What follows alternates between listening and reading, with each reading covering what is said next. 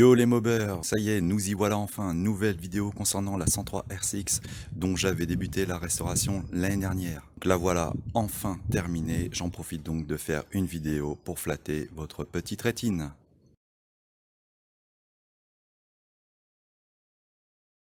C'est parti, petit tour du propriétaire, ça va fonctionner en deux temps, donc description de la partie cycle, de l'arrière à l'avant et ensuite on reviendra sur le moteur.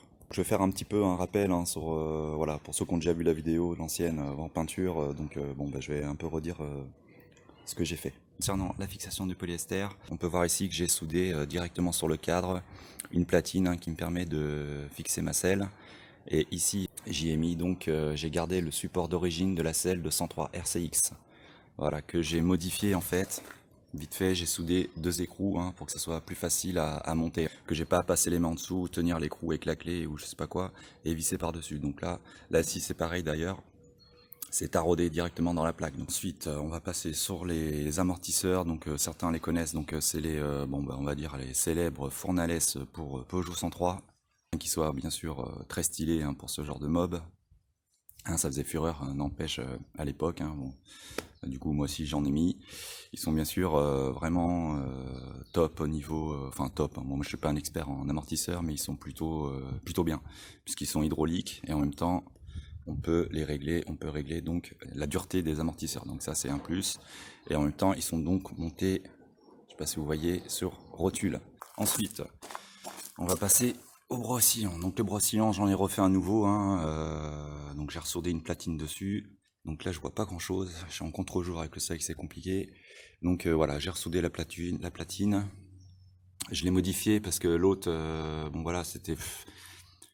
c'était plutôt bien fait, quoi. Parce que la platine et tout, c'était un relevé de code que j'avais fait sur internet, c'était compliqué, c'est avec des photos. Bon, la première passait très bien, mais bon, elle venait quand même toucher à ce niveau-là, au niveau du cadre. Donc là, j'ai modifié pour que ça passe beaucoup mieux et que quand la mob amortit en fait sur la route, elle vienne pas percuter le cadre. Bon, c'était un petit détail, mais je l'ai quand même modifié. Ici, pareil, j'ai fait comme l'autre en fait, comme l'ancien brossillon, j'ai soudé voilà ici pour les cale-pieds, pour que ça fasse plus joli. J'ai soudé en fait au niveau, vous savez ici d'origine sur les brossillons de 103 SPX RCX, on peut mettre un antivol, donc ça fait des trous en fait. Et moi pour les cacher, j'ai dit je vais souder tout simplement mes cale-pieds sur les trous en fait. Voilà, donc j'ai viré de toute façon c'est une mode de compétition, donc j'ai viré l'antivol, c'est pas besoin de ça. Et là on peut voir en fait aussi que j'ai utilisé un brossillon de 103 SPX. Et quand vous avez enlevé la platine ici pour fixer le cale-pied de 103 SPX, vous voyez que vous avez deux trous. Donc je trouve ça plutôt joli, ça fait un peu racing, c'est comme si un peu on avait allégé la mob. Bon alors ça c'est mon point de vue, mais je trouve que ça fait plutôt sympa.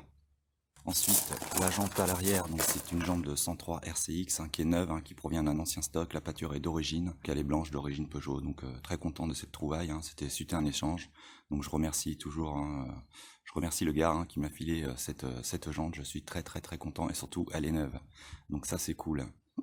Donc on peut voir aussi ici j'ai tourné une petite pièce pour pouvoir fixer, pour pouvoir mettre ma béquille.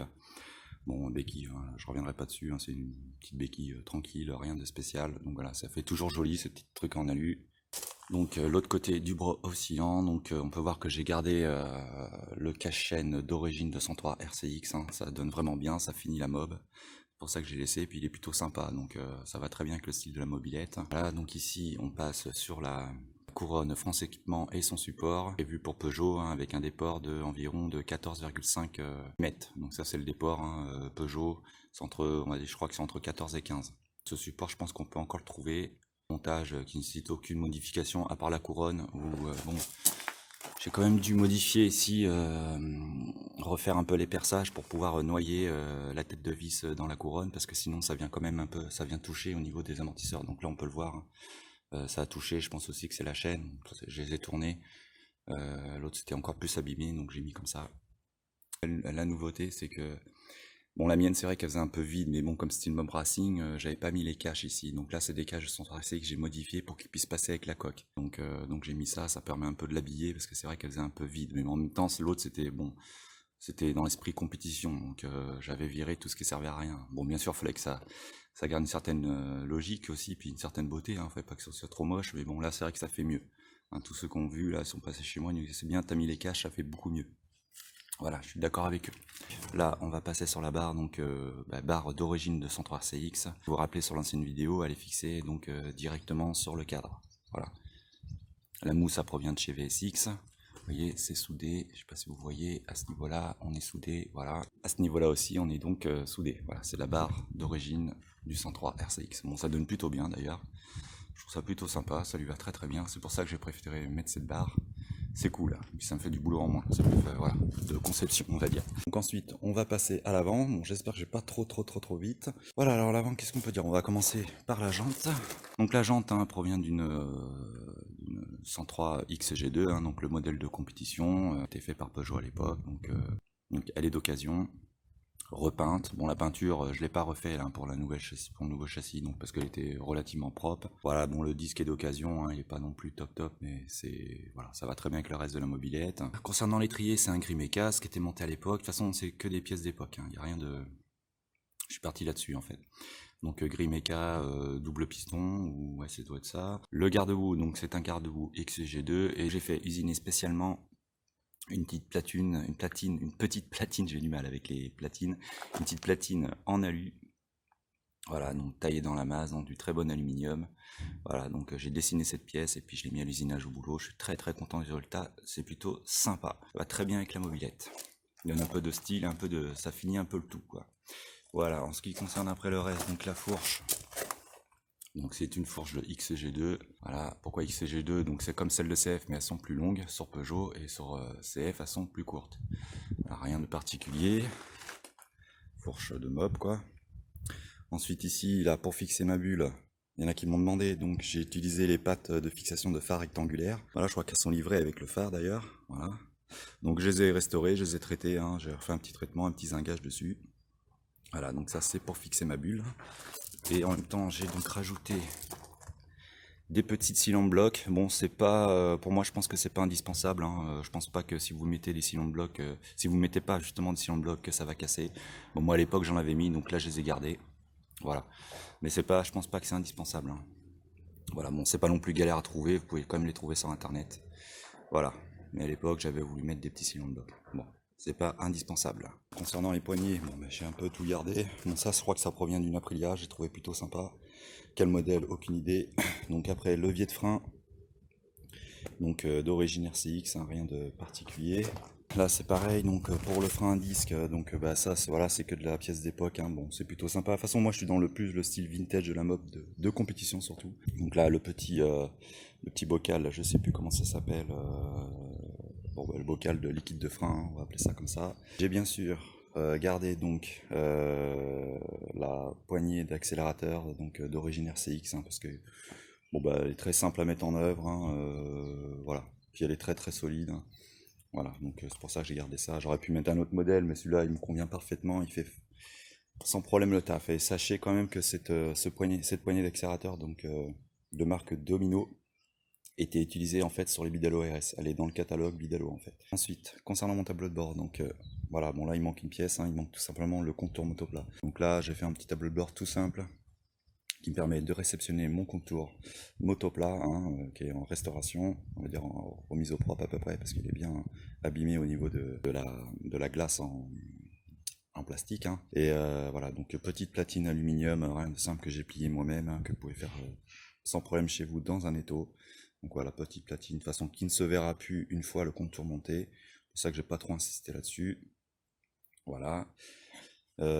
Qu'est-ce qu'il y a d'autre fixé sur cette platine? Donc il y a mon contour qu'on ne voit pas, et bien sûr ici, puisque vous allez voir, bon, vous l'avez bien vu, je suis passé en liquide. Donc ici j'ai besoin d'un petit régulateur de tension pour pouvoir faire fonctionner ma pompe. Donc là, ici c'est les branchements de la pompe, et là l'alimentation de la pompe. Concernant ces câblages, vous pouvez retrouver le schéma sur internet sans problème concernant l'allumage Ducati et le motoplat qui permettent, donc à l'époque, qui permettait de faire fonctionner la pompe à eau. Ce qu'on peut dire de plus concernant l'avant, rien de plus, les guidons, bon, c'est des guidons que vous trouvez dans le commerce, classique, guidon bracelet en 30 mm. Voilà pour cette fourche. Ici le petit écrou qui finit un peu l'avant de la fourche, ça fait toujours sympa. Voilà, donc je pense aussi que c'est une pièce d'époque, ça doit peut-être provenir d'un CF ou d'un truc comme ça, ou d'un XG2, j'en sais rien. Donc voilà, donc ça c'est concernant l'avant. Donc là, je pense qu'on a fait le tour. On va pouvoir passer niveau moteur et voilà, les autres petites modifications. Donc niveau moteur, voilà. Donc pour ceux qui connaissent pas, bon, on voit pas très bien avec tout le bordel qu'il y a dessus. C'est le moteur G2 Bidalo pour Peugeot 103, donc à l'époque pour la compétition. Voilà, qui reprenait en fait la fonderie MBK, donc ces cylindres G2 hein, qui étaient montés sur MBK avec les Anthrax Peugeot. Donc c'est un moteur plutôt chouette, hein, plutôt sympa. La fonderie va déjà très belle hein, quand c'était monté sur MBK et sur Peugeot ça donne encore mieux. Donc ce petit moteur G2 hein, qui est plutôt sympa et qui m'a donné du fil à retordre en fait, pas un niveau montage mécanique en fait, c'est surtout pour pouvoir le placer dans la mobilette. Ça a été compliqué hein, parce que bon, c'est vrai que je vais parler du radiateur. Ça a été un peu compliqué, il y a beaucoup de trucs à faire. Bon, qu'est-ce qu'on peut voir? Donc, qu'est-ce qu'on peut voir rapidement sur le moteur? Donc, il est équipé du fameux Vibrequin Bidalo grosse soie, hein, le modèle de compétition, donc G1, G2. L'API Bidalo, carter d'origine, voilà, préparé. Le cylindre, monté sur cale parce qu'il n'y a pas le choix, il doit y avoir une raison à ça, je ne sais pas laquelle. Voilà, ah, j'avais oublié de parler de la poulie d'embrayage. Donc pour l'instant, je suis toujours sur le modèle d'origine, mais bon, vous êtes tous au courant, Doppler sort une nouvelle poulie avec un embrayage réglable. Donc ça c'est cool parce que bon là ça va pas. Hein. Les mâchoires Doppler avec les ressorts Doppler, c'est pas assez dur en fait pour ce type de moteur. Voilà. Faut que ça démarre plus fort dans les tours, vu que les diagrammes sont plus hauts, donc voilà, ça va sans doute pas le faire, donc je ne ferai pas les essais de ce moteur avec cette poulie là, parce que j'ai jamais trouvé les bons ressorts à mettre dedans, donc dès que la poulie Doppler sort, je l'achète, comme ça je vais pouvoir enfin bien pouvoir régler mes moteurs. Voilà, donc on va repasser niveau moteur, non, on va passer sur le radiateur, parce que je vous en avais pas parlé. Donc le radiateur, donc là c'est pareil, ça a été compliqué à mettre en place hein, pour que tout passe. Hein. Ouais, je vous fais ça passe au niveau de la roue, même quand j'amortis ça vient pas toucher. Et aussi il fallait que ça passe au niveau bougie et tout ça, donc c'était assez compliqué. Donc là ça passe, je vous ferai bouger le moteur tout à l'heure, mais tout passe, donc c'était le plus compliqué. Allez, on va passer l'autre côté. Revue du moteur, hein. Voilà. Ici, bon, là au niveau câble, vous inquiétez pas, je vais tout mettre au propre, parce que j'ai pas fini de niveau électrique. La pompe à eau, donc là c'est pareil, je savais pas trop où la mettre, mais bon, ça s'est bien boutiqué, en fait, j'ai pu la mettre ici. Et bien sûr, mon allumage passe, hein. J'ai essayé, donc l'allumage qui sera monté ici, ce sera un motoplat rotor externe, avance variable. Le modèle de compétition, voilà, prévu pour Peugeot et MBK. Et ça passe, donc nickel. Donc la pompe elle est fixée sur un collier hein, bon, c'est un collier qu'on trouve encore dans le commerce, hein, mais c'est ce qui a été mis sur les mobs, mais ça va nickel en fait. Vous voyez le branchement des durites, c'est nickel. Hein. Il me manque quand même donc une durite, hein, ça va être le plus compliqué. C'est ça là, c'est pour ça que j'ai dû modifier le support en fait. Hein.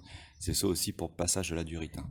Donc il me reste celle-là à trouver, hein, donc bon bah elle sera sans doute en deux parties. Hein, je pense à mon avis, parce que bon ici il faut que ça fasse un S et que ça reparte comme ça, et là un petit coup de comme ça, donc elle sera coupée.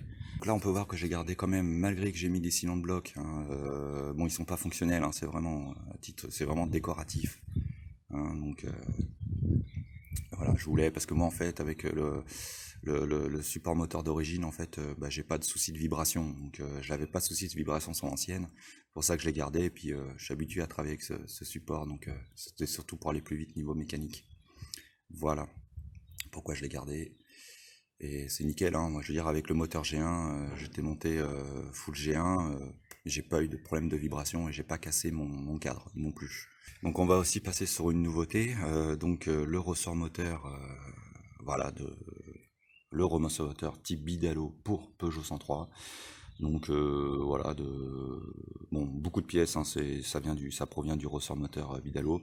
Il y a juste ici où j'ai fait les platines avec j'ai repris un peu le modèle MBK avec le modèle cylindre bloc.